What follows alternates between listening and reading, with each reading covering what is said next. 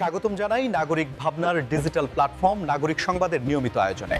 আমি মোহাম্মদ গোলাম হোসেন আছি আপনাদের সাথে।